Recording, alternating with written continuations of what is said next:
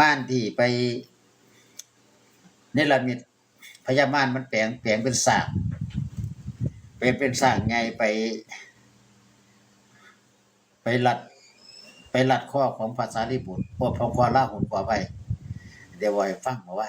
นี่ก็มาสื่อความหมายในเรื่องของอุปการชีวกจากพระไตรปิฎกภาค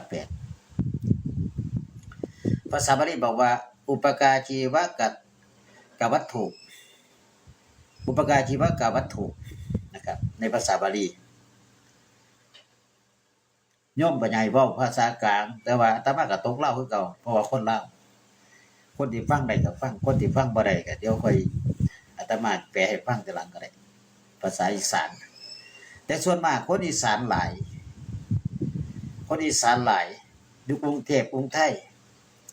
อยู่ไสก็ตามมีแต่คนอีสานมีคนภาคอีสานเฮาเบิดยินดีต้อนรับ